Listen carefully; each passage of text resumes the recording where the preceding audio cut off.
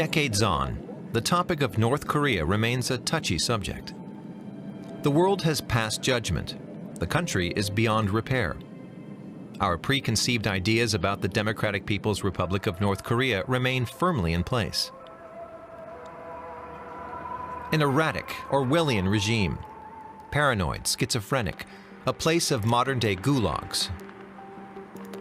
A red dynasty, long headed by a despotic film buff, and now by his son, whose portly appearance is topped with a singular haircut.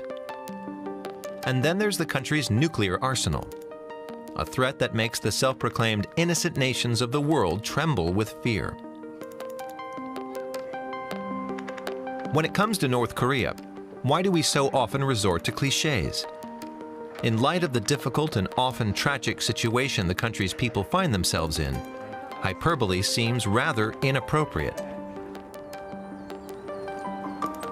We're often told that foreigners are not permitted into the country, that those who do manage to visit are not permitted to see much of anything, and that those who do manage to see something should remember it's probably fake.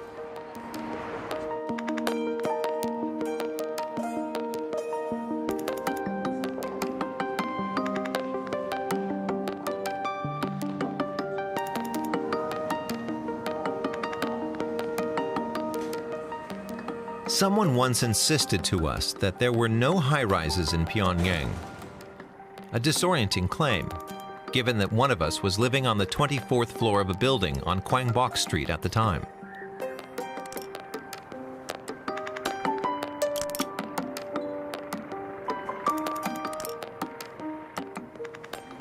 This film was shot over a period of 8 years by 3 people.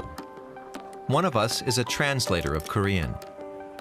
Between us, we made more than 40 trips to North Korea. But the film does not show prison camps or rocket launch pads.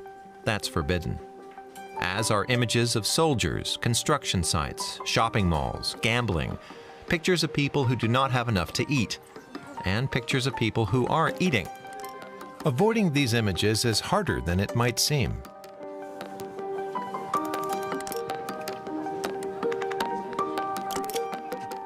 Entering North Korea is still complicated, but foreigners are permitted to travel and explore the country, although they always have a local minder.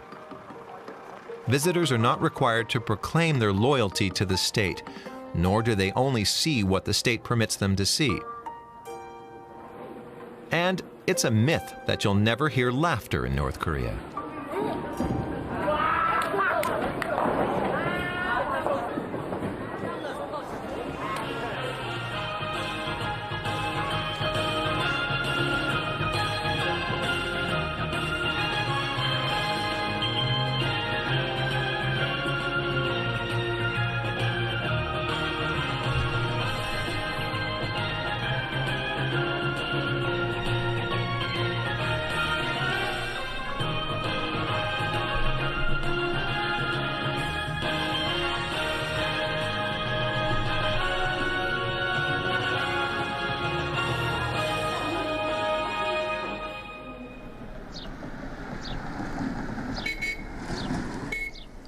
As soon as we leave the city, the roads are riddled with cracks and potholes.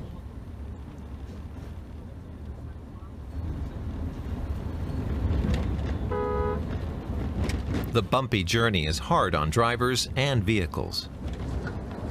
That could explain why broken-down trucks and buses are a common sight.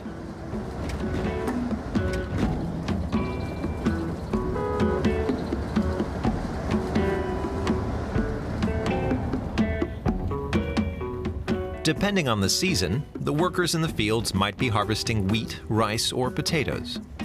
Although much of the country is mountainous, the rest is primarily devoted to farming.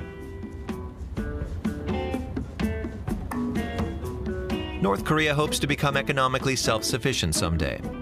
Every square meter of available land is put to use, even on the steep hillsides. But only barely 20% of the land is arable.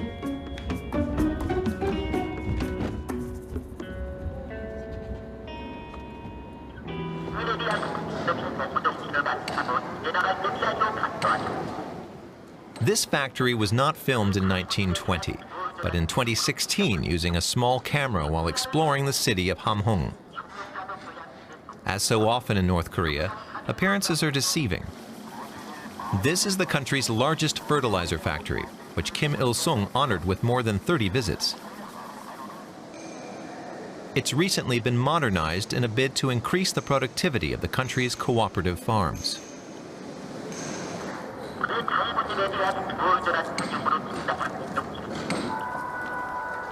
Cooperative farms like this one, with its familiar ox carts, geese and ducks, and the omnipresent red flags. Another visit to a collective farm a year later. It's raining and everyone has gone to seek shelter. The productivity chart proudly displays the farm's yields. We take shelter in the living room of one of the farm workers. She tells us about the bitter cold winters, hot summers, and the back-breaking work in the rice fields. Her son is 14. Small for his age, she admits, but the family has been through hard times. Her son was born just as the Great Famine was ending. Behind her, one of the country's ubiquitous historical melodramas is playing on TV. Then she launches into a vivid description of her visits to Pyongyang. In addition to the mausoleum of the great leaders, I visited the Museum of the Revolution, the amusement park near the leader's birthplace, the Revolutionary Martyrs Cemetery, the Science and Technology Museum, and the Grand People's Study House. I went everywhere.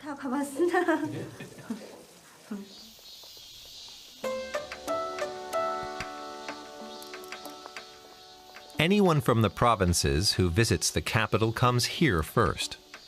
The house where Kim Il-sung was born, the birthplace of the Republic. This is where it all started, they say.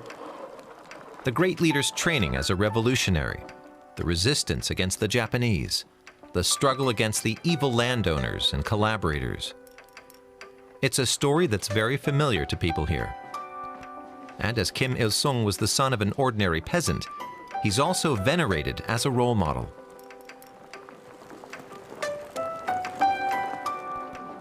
This is a place of pilgrimage year-round. In the winter, the buildings and grounds are decked in sober white. During our visit in 2011, we first saw local visitors wearing brightly colored winter coats, imported from China. By 2015, the classes of school children are wearing brand-name sweatpants, even though their sneakers don't quite yet make the grade.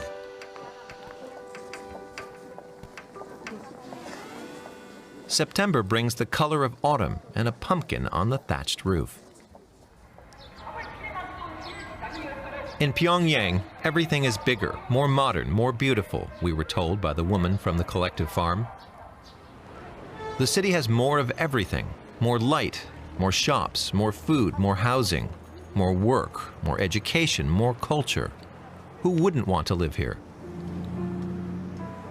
The capital is more than the epicenter of the state, it's an icon.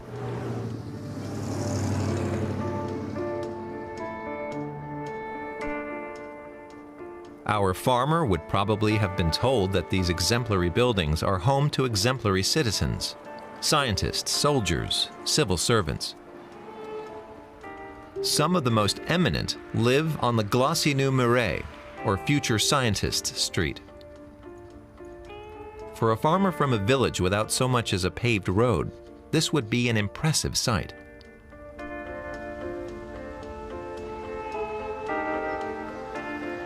And the people who live here seem to have plenty of time for leisure activities.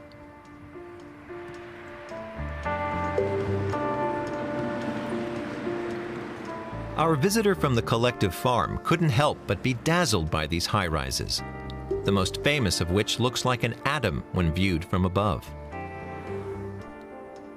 And by the new districts springing up around the city, built with the labor of the country's soldiers and workers.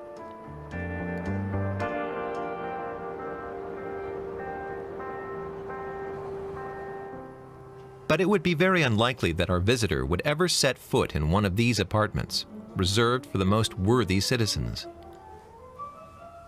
It's perfectly neat and tidy, though the residents have fled the camera.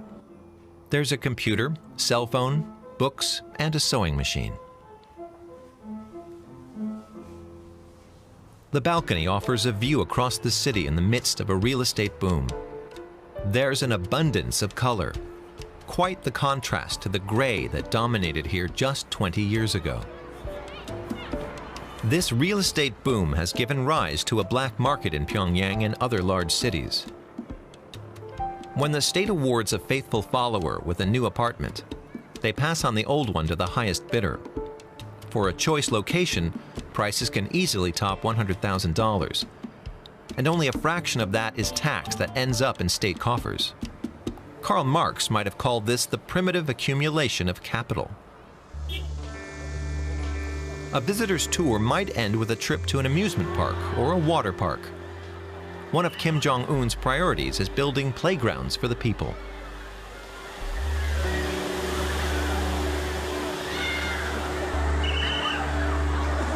The entrance fee, equivalent of €2, isn't cheap by local standards, but everyone mingles and enjoys themselves.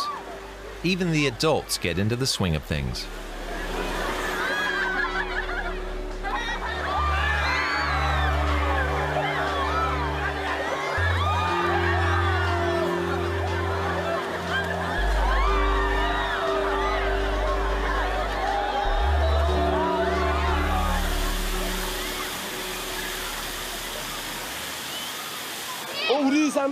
I came with my group, but I don't know where my coworkers are. Now I'm looking for them. I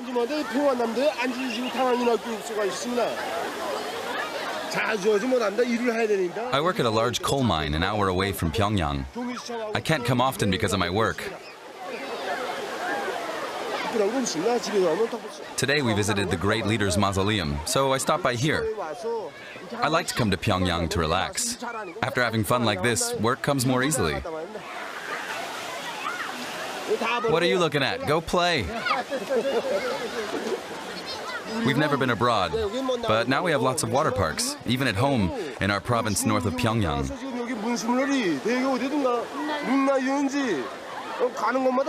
We will become the best in the world, without anyone's help, just by our own hands.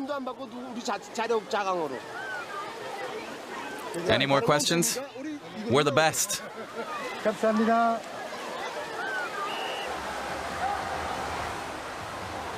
Some of the rural visitors seem a bit lost in the crowd. But since many people don't know how to swim, no one really notices. But on state television nowadays, people can even tune in to swimming lessons.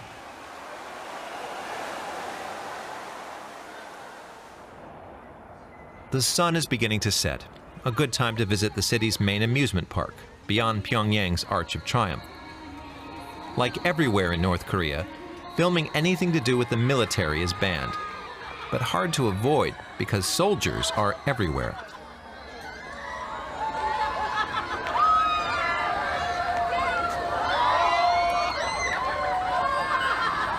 Some might call this nothing but bread and circuses, but it's far more than that. There's hardly a North Korean who doesn't dream of living in Pyongyang.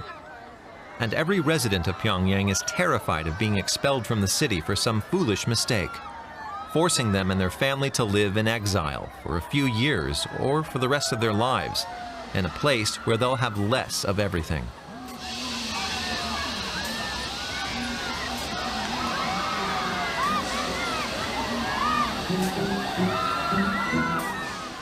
With its lights and sights, Pyongyang inspires loyalty. People flock to the parks and swimming pools to enjoy what is the most attractive city in the country. And even the world, for the people who live here at least, since their world ends at the North Korean border.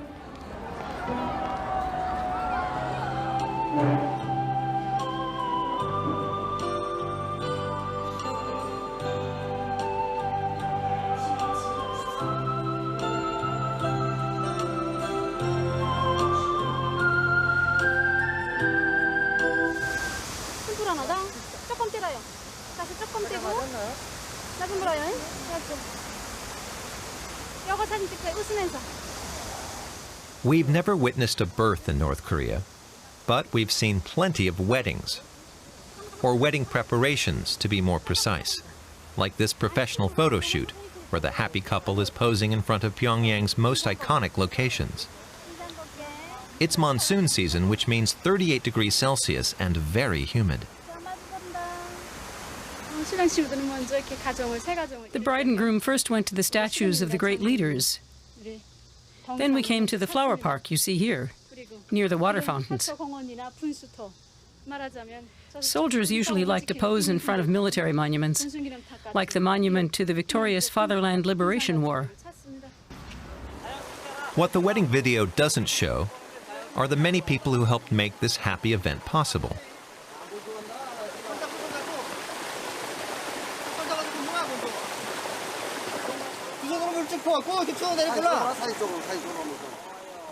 In North Korea, most marriages are arranged through matchmakers.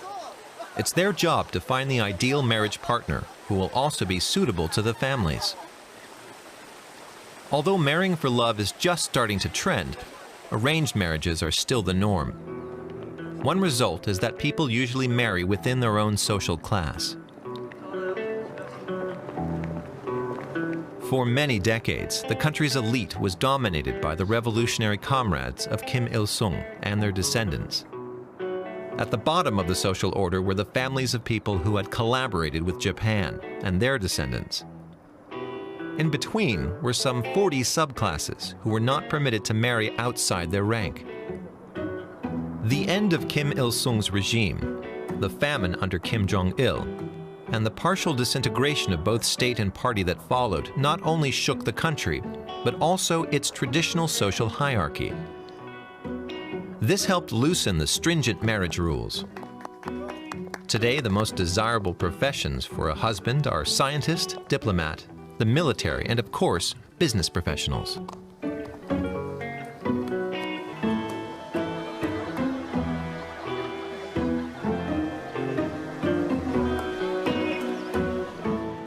For years, women traffic police were highly sought after on the marriage market.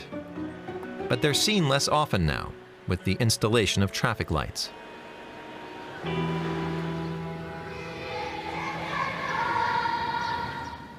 Young couples are expected to have children, and their education will be put in the hands of the state at an early age. The country boasts a reported literacy rate of 100%, a success that is attributed to the revolution. The most important school subjects are math, physics, music, and singing, Korean, and the lives of the great leaders. From kindergarten on, children are subjected to a rigorous selection process. The best students spend their holidays taking part in sports at the young pioneer camps.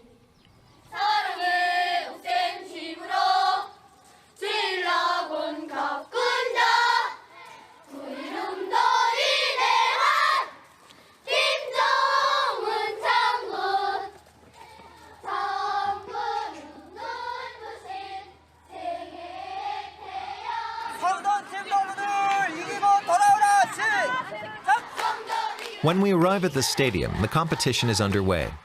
Each side is cheering on its team. The young chargers aren't wearing the standard lapel pins bearing the images of the great leaders. They're on holiday, and children under 16 aren't obliged to wear them.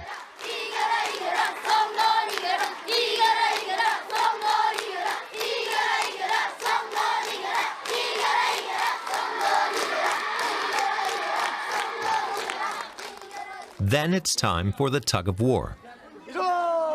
The evil American soldier in the middle is tough. He's already made it through several tournaments.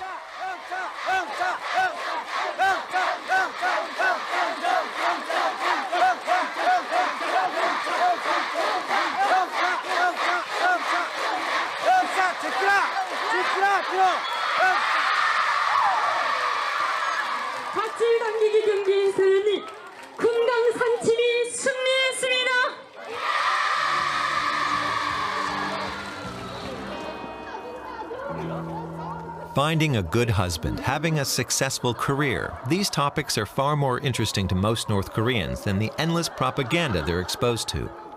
Getting married is important, and it's also the focus of the sitcoms that are broadcast on a giant screen near the central railway station.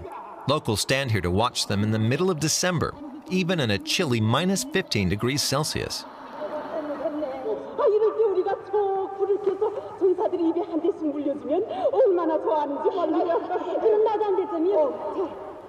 There's also an ad for automaker Pyonghwa, which means peace in Korean. The company was founded by Sun Myung Moon's Unification Church, but has been fully owned by the state since 2013.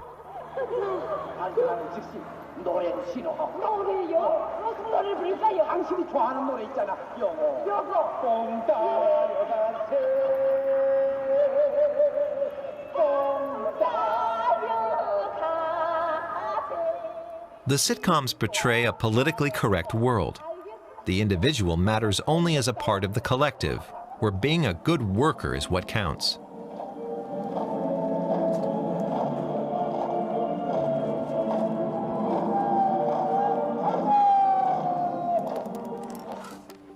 In the winter, everyone is responsible for a stretch of road. No matter how much snow has fallen, it has to be cleared. That's why scenes of people scraping snow and ice off their patch of road before heading off to the office are a common sight in the winter.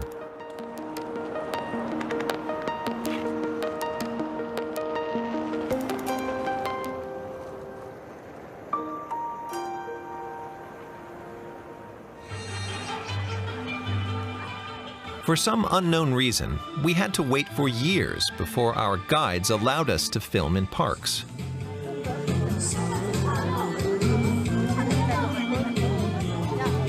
Moranbong Park is a popular place for Sunday outings.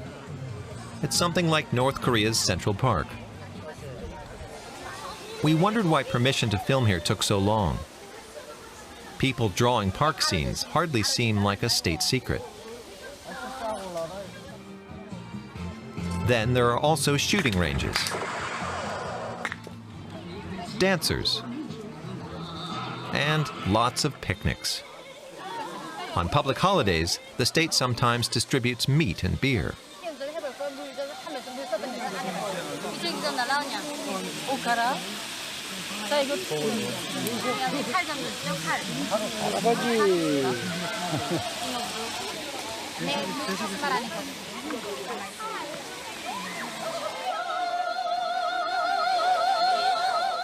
These pensioners, free of family and professional obligations, are enjoying a day out.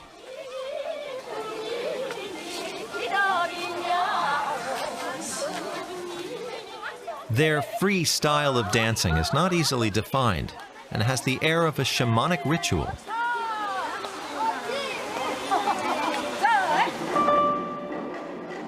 In 1956, filmmaker Chris Marker, who was part of the first French delegation to visit the North after the Korean War, recorded almost identical scenes of workers dancing by a train factory.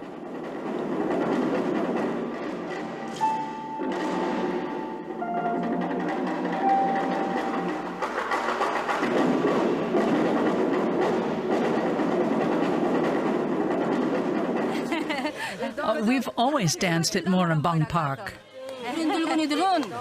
We come here with former colleagues. We meet every Sunday to dance.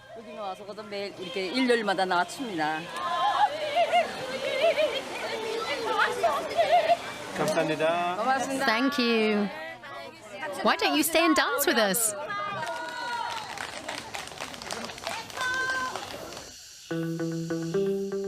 The district next to the park is nicknamed Little Dubai.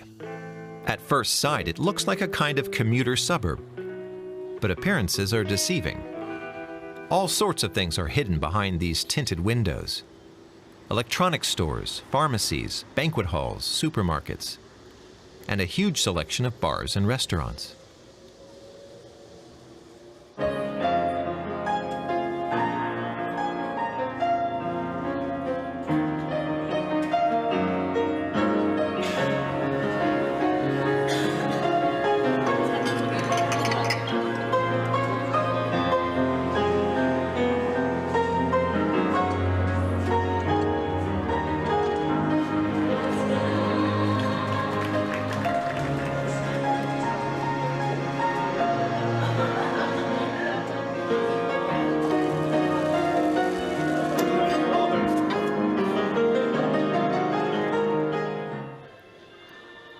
This television ad sings the praises of a luxury supermarket. So heavily air-conditioned, the staff wear warm jackets. It's well stocked with everything from Swiss chocolate to olive oil, French and Italian wines, and imported fruit. The elegant restaurants upstairs are popular with the dongju, the money masters, as the newly affluent are called. They serve up sushi, cappuccino, a $20 steak. North Korea is no longer an anti-consumerist state. Quite the opposite for those who can afford it.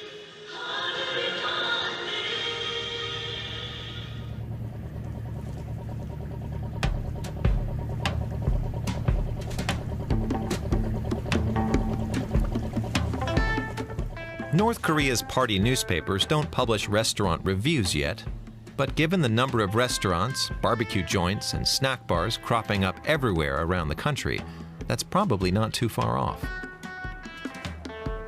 Is the North Korean obsession with food a remnant of the arduous march, the famine that ravaged the country between 1994 to 2000, causing somewhere between 500,000 and 1 million deaths? Back then, even the word restaurant was considered taboo. When Kim Jong Un came into power, he promised the North Koreans they would never face such deprivation again. Now food has become a sign of success, an important part of the culture, almost as much as in South Korea.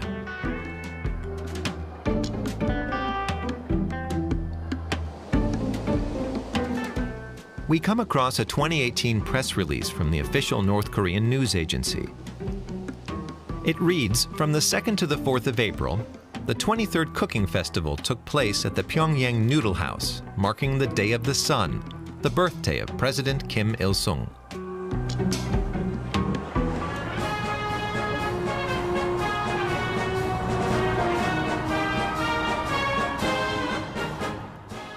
If there's anything North Koreans excel at, it's parades. Each time, military experts around the world scrutinize the missiles mounted on the vehicles, imported in violation of UN sanctions. Others analyze the slogans or ponder the differences between parades over 3 generations of rulers, Kim Il-sung, his son, and his grandson. But there's one constant over the years: the images of North Koreans cheering on their leaders.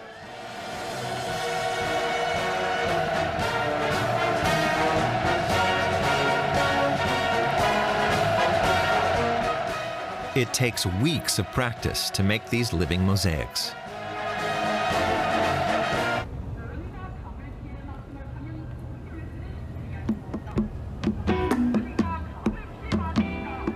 Normally, filming rehearsals is forbidden. North Korea only likes to display finished products, be it a choir, a painting, a missile, or a reform. But it's a tempting scene. Since 5:30 in the morning, students have been out on every square in the city practicing for the upcoming parade. All of Pyongyang's main roads pass through Kim Il-sung Square. It's obligatory to slow down when passing in front of the portraits of the great leaders, so the temptation to reach for our cell phones and cameras is high.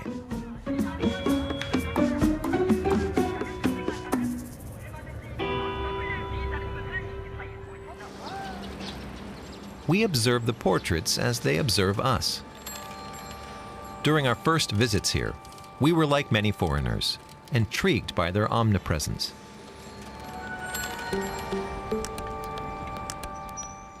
But the more often we visited, the less we noticed them. The same does not apply to North Koreans. Cyclists are required to dismount from their bikes and look upon the statues of their leaders. Cars must slow down. Passers-by turn to gaze at the images.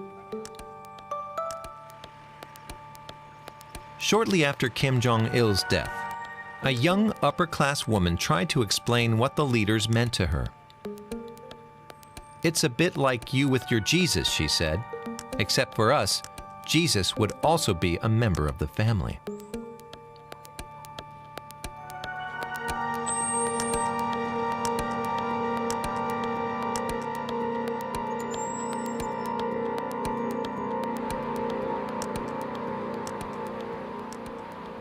In the heat of the summer, we occasionally saw a fan cooling the portrait of the leaders.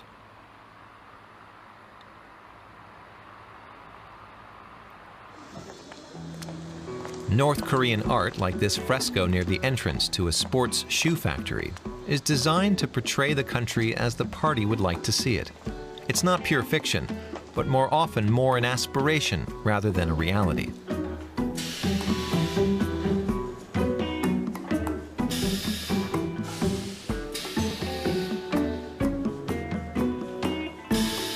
The Ryuwon factory, or Weeping Willow Paradise, has 700 workers. 70% are women.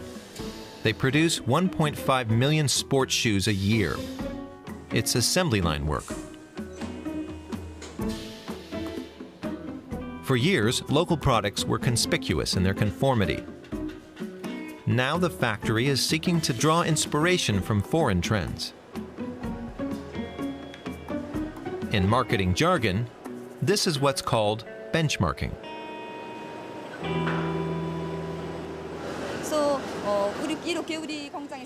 After he visited our factory, our respected marshal sent us 142 pairs of foreign shoe models.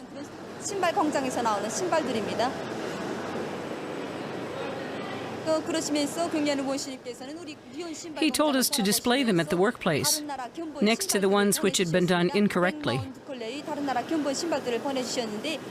That allows technicians and employees to observe and compare them to ours. Our goal is to raise the quality of our shoes to an international level. Copying foreign trends, reducing imports, and promoting local industry makes sense in a country that is often struck by sanctions. But for the plan to work, the products have to appeal to North Korean consumers. One new brand is called Adibas, with a B. The shoes all sport 3 stripes. In North Korea, patriotism is still a key sales driver. Fashions are changing slowly too. In the early 1990s, a foreign ministry publication was still proudly defending the goal of a monochrome society, something between gray and brown. Times have changed.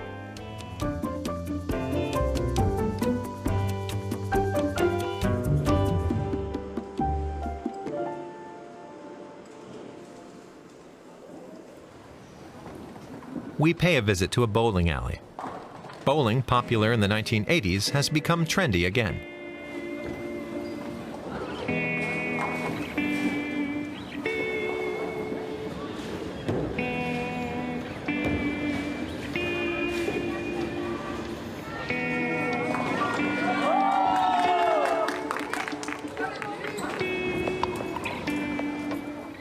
Upstairs, people are playing the slot machines.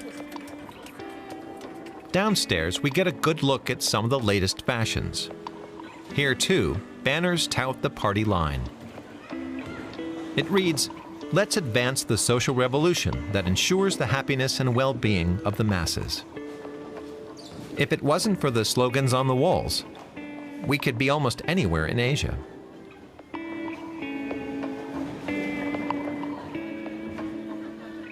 This young woman is an office worker. Everyone dresses to suit their body type and coloring. Some women have square shoulders and try to disguise them. The heavier ones try to dress in the color that suits them. And men do the same, don't they? Everyone knows best which clothes, shoes, and makeup to choose so they can look stylish. Have fun.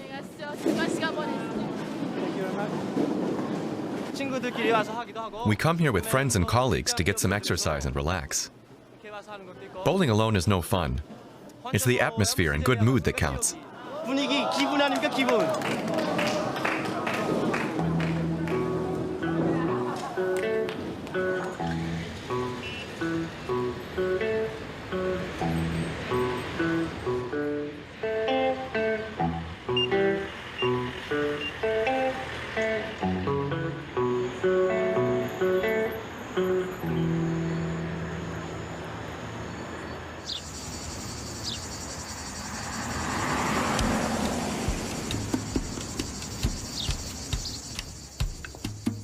At this rest area along the motorway, a bus full of Chinese tourists has stopped on its way to Kaesong, the city at the border to South Korea. In 2017, these visitors had all but disappeared due to sanctions. In 2018, they returned. Nearly 1,000 Chinese tourists come each day, drawn by the peace and quiet, the unspoiled nature, and perhaps a touch of nostalgia for a country that reminds them of China 40 years ago. Though it might come as a surprise, training for jobs in the tourism industry is very popular in North Korea nowadays. Over the long term, the country is hoping to increase the number of visitors by 30% each year.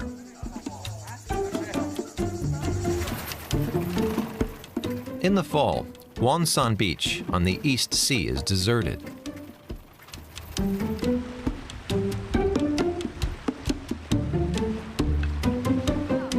It's the off-season here.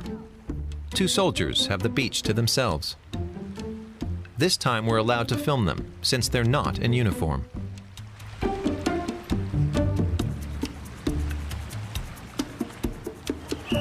This is the same beach in the summer.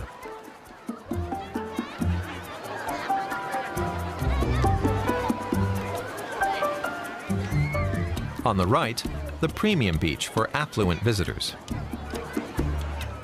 On the left, the public area, where admission costs just a few cents.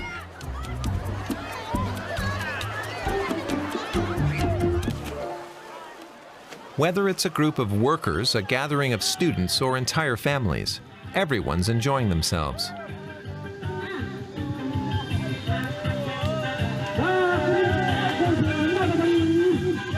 People arrive by truck or on bicycles. Some come for the day, others for a week. Many come from rural regions.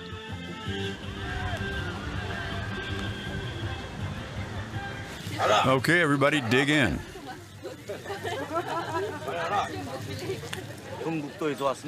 We come from the countryside, north of Pyongyang. The whole family has come here to relax. It's the best place to rest and have fun. Our leader, Kim Jong Un, encouraged us to come. They're building another tourist site in Wonsan, and this year we're enjoying the beach here. Next year, we plan to relax at the new Karma tourist zone. In the distance, we can see the construction site. Dozens of hotels are being built. That's another priority for the current leader. When Donald Trump met with Kim Jong Un, the US president was enthusiastic about the area and said the location had a lot of potential for development. In 2015 and 2016, North Korean delegations discreetly inspected the French Riviera and other Mediterranean resorts for ideas that they could bring back to adopted home.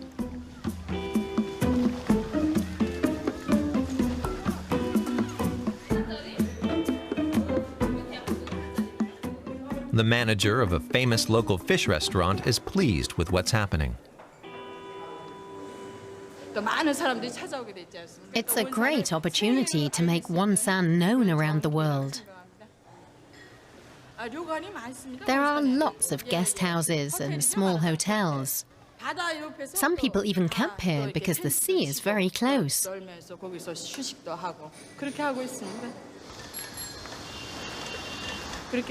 I hope many French people will come here to swim and try our famous soup, of course.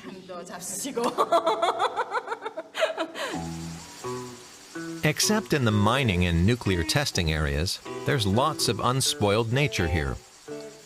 Due to embargoes, farming uses very little artificial fertilizer. There's little light pollution due to frequent electricity shortages. It comes as something of a surprise that North Korea has never thought to market itself as a pioneer in sustainable development. Uninhabited for the past 65 years, the demilitarized zone has preserved a unique biodiversity.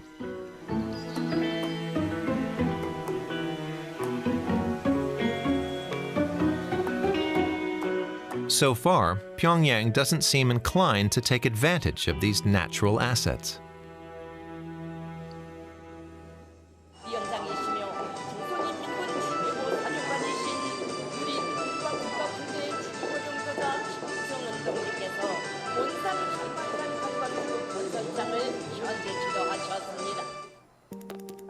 In the rest of the world, North Korea is seen as an anomaly.